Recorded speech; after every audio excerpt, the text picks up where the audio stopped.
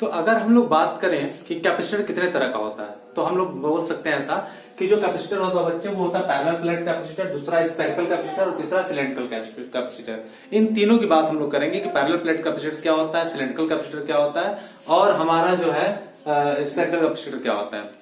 अगर हम लोग बात करें कि पैरेलल प्लेट कैपेसिटर क्या होता है, जरा देखते हैं कि इसमें हम लोग क्या करते हैं कि दो प्लेट्स लेते हैं, ये दो प्लेट्स लिया है ना। हमने बोला था कि बहुत ही शॉर्ट सेपरेशन पे रख दे, दो कंडक्टर है, ठीक है, और एक को मैंने प्लस क्यू चार्ज दे दिया, यहाँ इस प्लेट में हमने प्लस क्यू चार्ज दे दिया, यहाँ पे माइनस क्यू चार्ज दे दिया, और इनको मैं बहुत ही शॉर्ट सेपरेशन पे रखता हूँ। मान लो इनका सेपरेशन डी है, डिस्टेंस डी है इन दोनों के बीच का, और इनको मैं किसी एक बैटरी से कनेक्ट कर देता हूँ, ठीक है।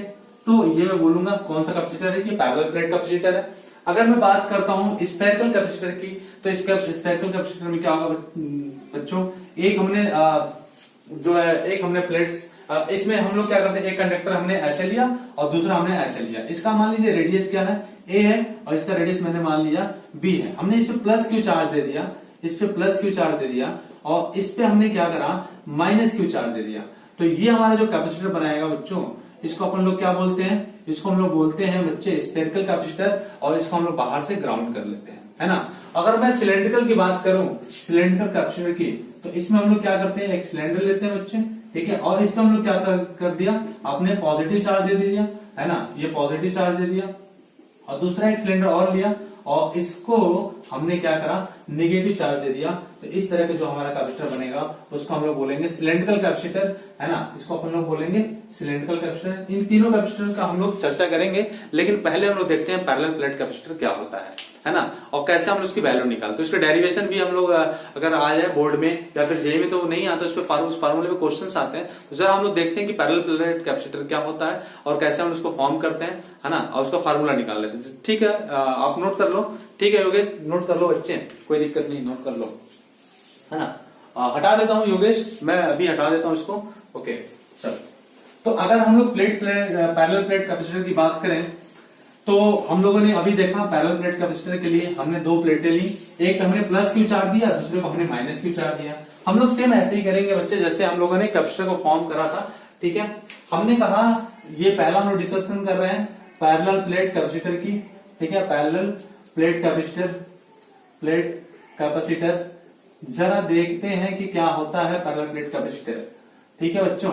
हमने क्या करा कि दो प्लेटें ली, है ना, एक प्लेट पे हमने प्लस क्यू चार्ज दे दिया, ये प्लस क्यू चार्ज दे दिया, और दूसरे पे हमने, और इसको हमने कितने दूरी पे रखा, डी डिस्टेंस पे रख दिया, है ना, ये डी डिस्टेंस पे रख दिया, ठीक है। और इस पे हमने क्या करा, ये नेगेटिव चार्ज दे दिया, ठीक है, ये नेगेटिव चार्ज दे दिया, और इन दोनों को किसी बैटरी से हमने कनेक्ट कर दिया जिसकी ईएमएफ जो है वो ए है, ठीक है।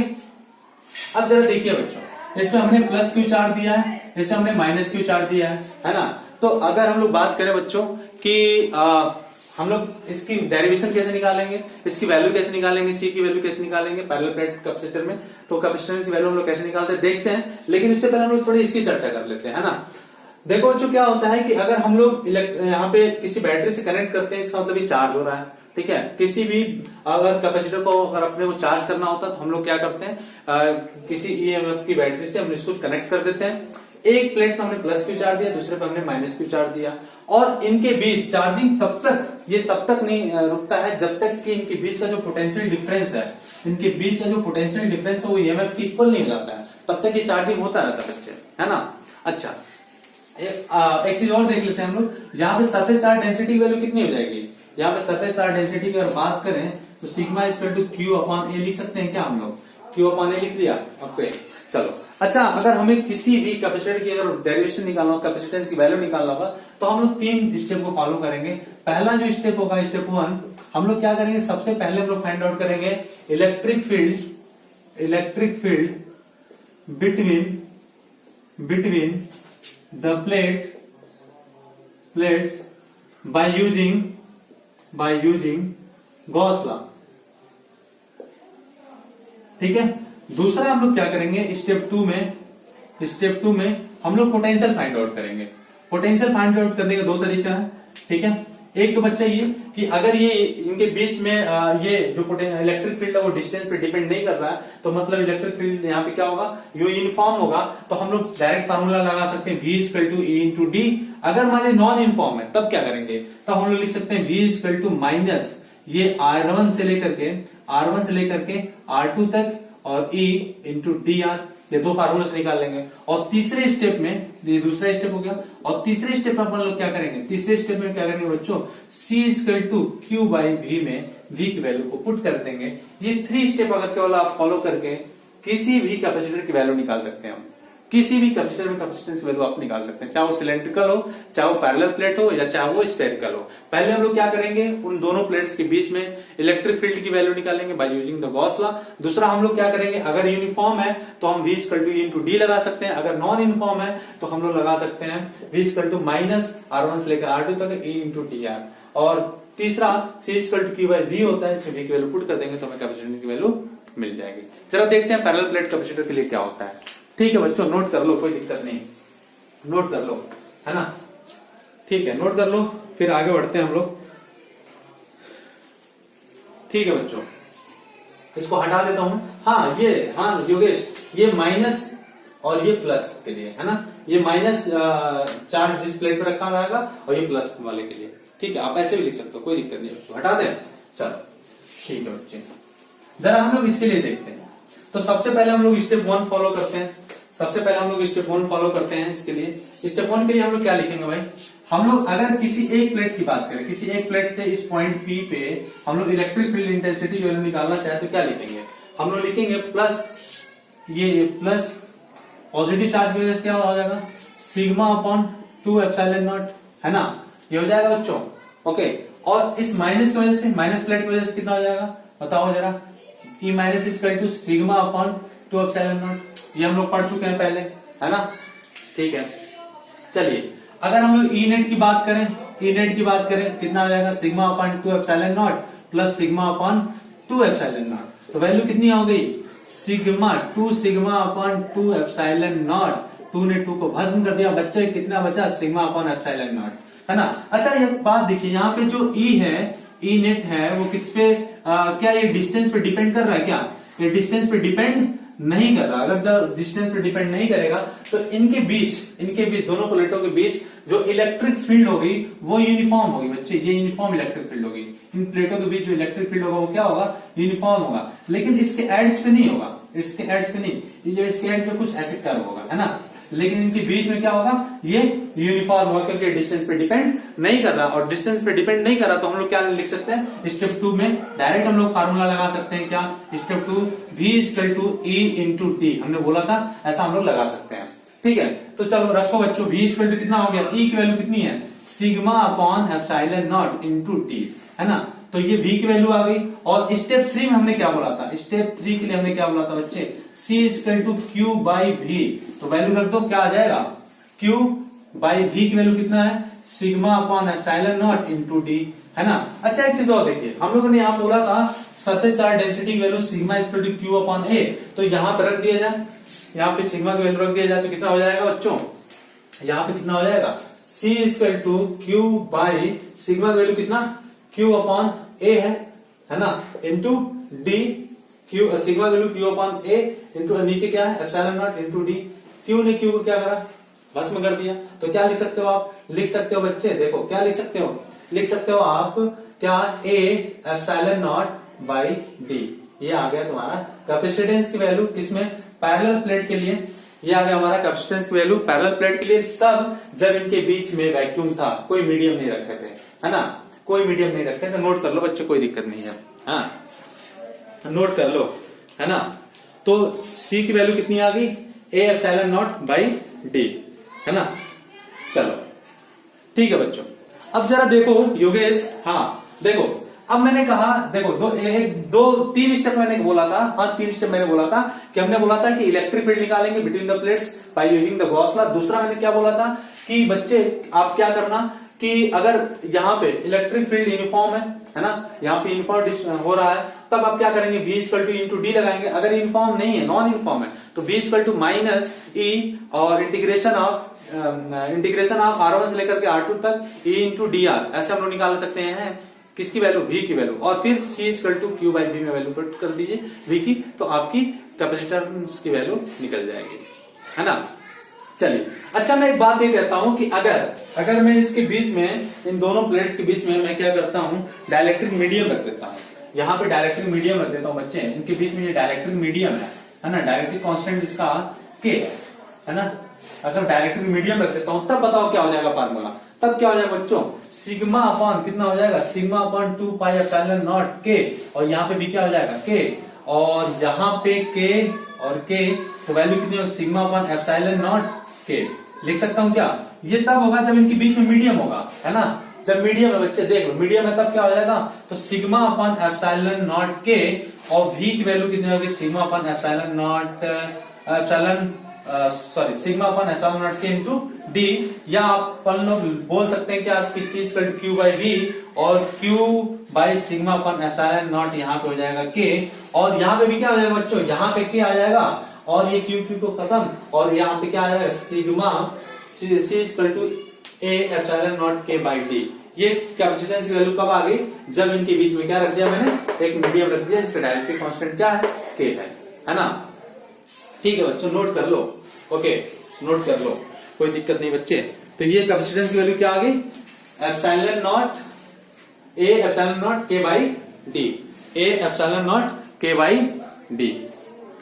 ये कब आया, जब इनके बीच में मीडियम रख दिया मैंने, इनके बीच में क्या रख दिया, मीडियम रख दिया, है ना। चलो ठीक, चलो अब मैं इसको हटा दूं, क्या इसको हटा दूं बच्चों, ओके। अब देखो जरा, मैं ये कहता हूं कि इसमें जो मीडियम मैंने रखा है ना, ये तो पूरा मीडियम भरा था मैंने, ये पूरा मीडियम भर दिया था। मैं कहता हूं कि इसमें मीडियम जो भर रहा हूं वो टी थिकनेस का है, तब क्या होगा, जैसे मैं ऐसा बोल देता हूं कि इन दोनों प्लेट्स के बीच में जो मीडियम रख रहा हूं वो टी थिकनेस का है ना, तब क्या होगा, तब कैसे निकालेंगे हम लोग।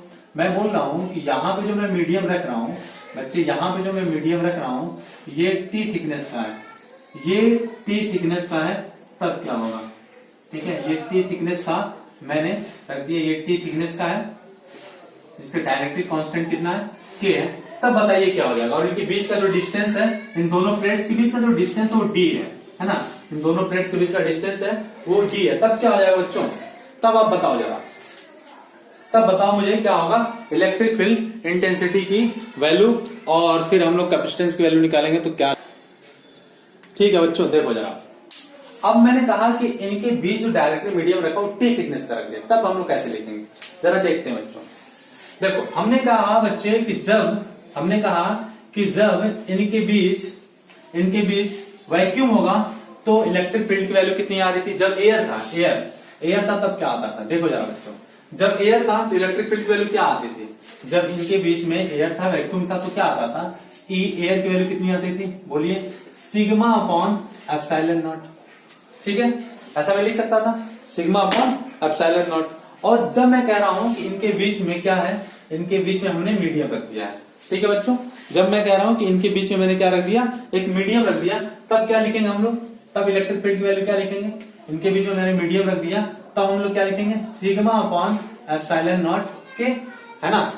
ओके चलिए, अब इनके बीच में हम लोग निकालते हैं ई नेट की वैल्यू कितनी जाएगी, ई नेट की वैल्यू कितनी जाएगी बच्चों, देखिए जरा ई नेट की वैल्यू। अच्छा, ई नेट अभी नहीं निकालते, भी निकाल लेते हैं, है ना। हमने कहा एयर के लिए सिग्मा अपॉन एप्सिलॉन नॉट, और मीडियम के लिए epsilon not sigma upon epsilon not के। अच्छा, अगर मैं बात करता हूं इसके लिए, जब जो हमारा, अच्छा ये देखो जरा, ये डी डिस्टेंस पे रखा है मैंने, तो इसके लिए मैं क्या लिखूंगा, इसके लिए मैं टी लिखूंगा, लेकिन रिमेनिंग पार्ट के लिए क्या लिखूंगा मैं, डी माइनस टी लिखूंगा, है ना। तो अगर मैं बात करूं एयर के लिए, तो एयर के लिए वैल्यू कितनी हो जाएगी, v इक्वल टू क्या होता है, ई इंटू डी, क्योंकि इन दोनों में देखिए, इन दोनों में तो ये डिपेंड नहीं कर रहा है, ये डिस्टेंस पे डिपेंड नहीं कर रहा है, इलेक्ट्रिक फील्ड डिस्टेंस पे डिपेंड नहीं कर रहा है। इसका मतलब क्या है, ये यूनिफॉर्म है ना। तो यूनिफॉर्म है तो हम लोग निकाल सकते हैं क्या, एक बार मैं इसके लिए निकाल दूं, एक बार इसके लिए निकाल दूं, ठीक है। तो देखिए क्या मैं लिखूंगा, ई की वैल्यू इसके लिए मैं क्या लिखूंगा, सिग्मा अपॉन एप्सिलॉन नॉट के, और थिकनेस कितनी है उसकी, टी है, इसकी थिकनेस क्या है, टी है, प्लस क्या लिखूंगा मैं, प्लस जब हमारे इनके बीच में एयर है तो क्या लिखूंगा मैं, सिग्मा अपॉन एप्सिलॉन नॉट, और वैल्यू कितनी, डी माइनस टी, है ना।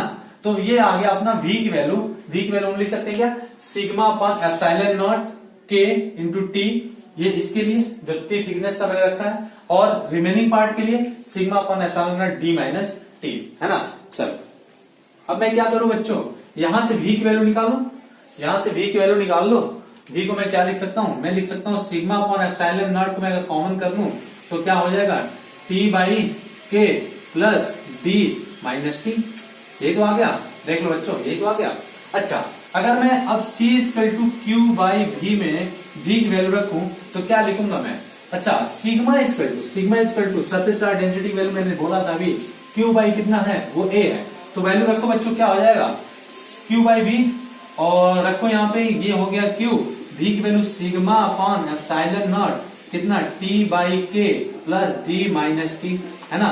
सिग्मा की वैल्यू रखो तो कितना आ जाएगा क्यू बाई, और कितना आ जाएगा Q by a epsilon not t by के प्लस d माइनस टी।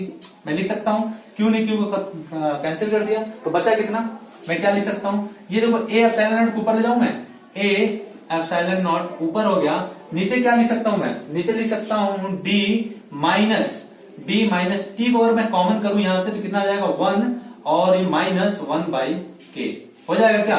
तो ये c की वैल्यू आ गई जब t थिकनेस का कोई मीडियम मैंने रख दिया इन दोनों कंडक्टर्स के बीच में, तो क्या आ जाएगा c equal to a epsilon not by d minus T 1 minus 1 by K, है ना। तो इसको नोट कर लीजिए बच्चों, फिर हम लोग आगे बढ़ते हैं, है ना।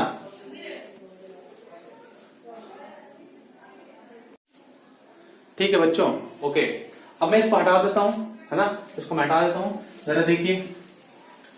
और मैं ये कहता हूं कि इनके बीच में बहुत सारे डायरेक्टरी मीडियम रख देते हैं, ठीक है, ये फार्मूला रहने देते हैं, बाकी सब हटा देते हैं। मैं ये कहता हूं बच्चे कि अगर मैं ऐसा बोलता हूं कि ये हमारे दो पैरेलल प्लेट कैपेसिटर है ना, ये हमारा पैरेलल प्लेट कैपेसिटर है, दो प्लेट्स हमने लिया, है ना, ये दो प्लेट्स हमने लिया, ठीक है, ये plus Q charge plus plus plus plus charges, और ये हमारा माइनस चार्ज, ये हमारा माइनस चार्ज, और मैं बोलता हूं ये डी डिस्टेंस पर रखा है ना। और मैं कहता हूं कि इनके बीच में जो मैं डायरेक्टिंग मीडियम रख रहा हूं वो मैं कई सारे रख दे रहा हूं, ठीक है। मैं कहता हूं कि ये हमारा T1 थिकनेस का है, ये मैं बोलता हूं ये हमारा T1 थिकनेस का है, और इसका डायरेक्टिंग मीडियम K1 है। मैं बोलता हूं यहाँ पे T2 थिकनेस का एक दूसरा रख दिया, है ना, T2 थिकनेस का दूसरा रख दिया, और इसका T2 थिकनेस का दूसरा रख दिया, और इसका डायरेक्टिव कांस्टेंट K2 है। तब बताइए क्या हो जाएगा, है ना, तब बताइए क्या होगा, हम लोग कैसे कैलकुलेट करेंगे कैपेसिटेंस की वैल्यू। ठीक है बच्चों, यहाँ पे देखो हम लोग क्या करेंगे, सीधी से इसी फॉर्मूले में हम लोग पुट कर देंगे। सी इक्वल टू हम लोगों ने निकाला था, अभी क्या निकाला था, सी इक्वल टू हम लोगों ने कैलकुलेट करा था कि ए एप्सिलॉन बाई कितना d माइनस टी, और कितना 1 माइनस 1 अपॉन के, ये हम लोगों ने निकाला था।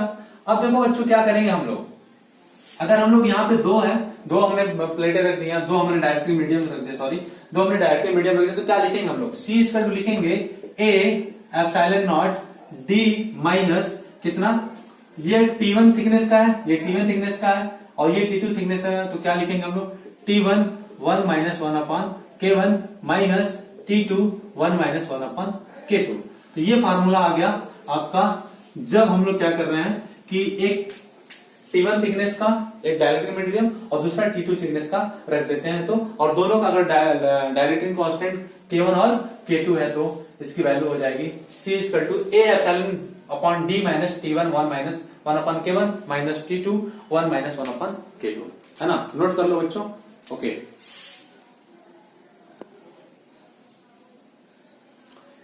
ठीक है, हो गया बच्चों। चलो अब मैं क्या करता हूं बच्चे, ये पूरा जो है अलग अलग डायरेक्टिव कांस्टेंट का और अलग अलग थिकनेस से मैं पूरे को फिल कर देता हूं। मैं बोलता हूं एक हमारा प्लेट ये है, ठीक है, एक हमारा प्लेट ये है और दूसरा प्लेट ये है, ठीक है। मैं क्या कहता हूं, मैं कह रहा हूं बच्चों, ठीक है, इससे प्लस क्यू चार्ज था, इससे प्लस क्यू चार्ज है, ठीक है, और ये प्लस क्यू चार्ज, तो यहाँ पे माइनस क्यू चार्ज है। मैं क्या कह रहा हूं कि इनके बीच में जो डायरेक्टिव कांस्टेंट रख रहे हैं वो अलग अलग मीडियम के, है ना, ये पूरा मैं फिल कर दे रहा हूं, अलग अलग मीडियम का ये मैं पूरा फिल कर दे रहा हूं, पूरा अलग अलग मीडियम और अलग अलग थिकनेस का। तब क्या होगा, मैं बोलता हूं ये T1 का है, K1 है, ये T2 है, ये K2 है, ये T3 है, ये K3 है है ना, ये T4 है, ये K4 है, ऐसे करते करते यहाँ पे पूरा फिल कर दे रहा हूं मैं। ये Tn है, मान लिया मैंने, ये Tn है और इसका डायरेक्टिव कांस्टेंट Kn है। तब क्या हो जाएगा, तब कैपेसिटेंस की वैल्यू कितनी हो जाएगी, देखिए जरा, यहाँ पे हम लोग क्या लिख लेंगे, C equal to A epsilon not by D minus, अच्छा यहाँ पे देखो ये पूरा T1 T2 T3 मिलके क्या बना दिया, या तो अपन लोग ऐसा बोल सकते हैं क्या, यहाँ हम लोग बोल सकते हैं कि T1 plus T2 plus T3 plus T4 plus और ये Tn क्या बना दिया, ये सब मिलके क्या बना दिए बच्चों, ये D बना दिया, ये सभी मिलके क्या बना दिए, D बना दिए। तो क्या लिख सकते हैं हम लोग, इसको क्या लिख सकते हैं, यहाँ पे फार्मूले में हम लोग क्या लिख सकते हैं, लिख सकते हैं D माइनस ये D है ना, T1 T2 T3 सबकी जगह क्या हो गया, यहाँ पे देखो ये माइनस D हो गया बच्चों, ये T1 T2 T3 सभी मिलके क्या हो जाएंगे, D हो जाएंगे, और माइनस प्लस हो गया, तो हम लोग लिख सकते हैं क्या, T1 by K1 plus T2 by K2 और ऐसे Tn बाई Kn। तो ये dd को कैंसिल कर दिया। अब कैपेसिटेंस की वैल्यू कितनी हो जाएगी, A epsilon not by T1 by K1 plus T2 by K2 plus Tn by Kn। ऐसे मैं लिख सकता हूं क्या, कि ये ऐसे Tn बाई Kn, है ना। ठीक है बच्चों, नोट कर लो इसको। ओके बच्चों, नोट कर लो, कोई दिक्कत नहीं होगी। ओके, हम लोग एक क्वेश्चन कर लेते हैं, इसी पे एक क्वेश्चन कर लेते हैं, बच्चों एक।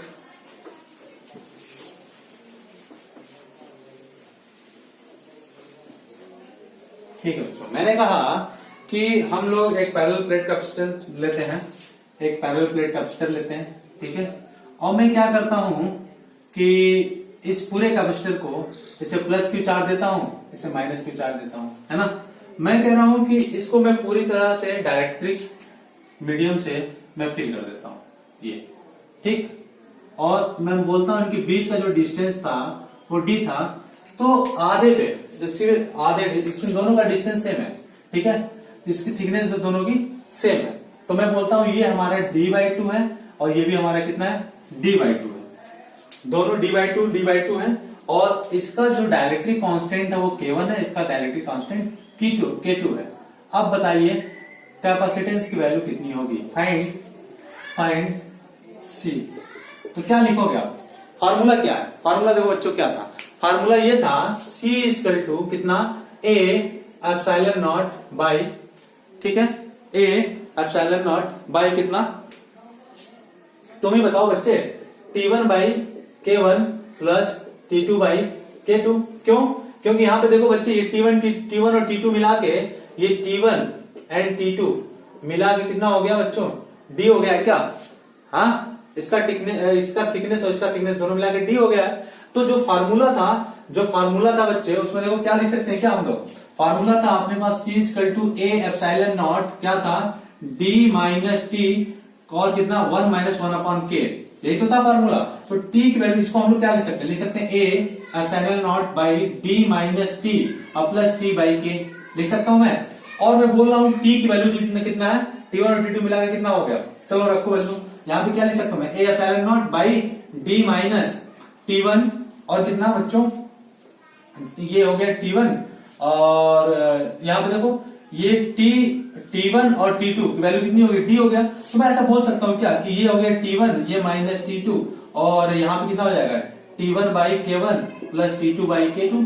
अरे भाई फार्मूला तो यही हो गया ना, बोलो फार्मूला तो यही हो गया। और मैं क्या लिख सकता हूँ, ये T1 माइनस T2, इसका माइनस कॉमन कर लो तो ये प्लस हो गया क्या, और T1 प्लस T2 वैल्यू कितना दे रखा है भाई, D दे रखा है। तो हम लोग क्या लिख सकते हैं, हम लिख सकते हैं formula A epsilon not by D minus D plus T1 by K1 plus T2 by K2 और ये dd खत्म हो गया, बचा क्या formula, A epsilon not by T1 by K1 plus T2 by K2, यही तो फार्मूला बचा। और यहाँ पे T1 की वैल्यू कितनी हो गई, T1 की वैल्यू है बच्चों, देखो यहाँ पे T1 की वैल्यू कितनी है, D/2 है और T2 वैल्यू भी कितनी है, D/2 है, वैल्यू पुट कर दो, आ जाएगा C equal to A epsilon not by T1 की वैल्यू क्या है, D/2 K1 और प्लस D/2 K2 और इसको सॉल्व कर लो, A epsilon not by D/2 को कॉमन कर लो, कितना बचा 1/K1 प्लस 1/K2, सॉल्व कर लो बच्चे।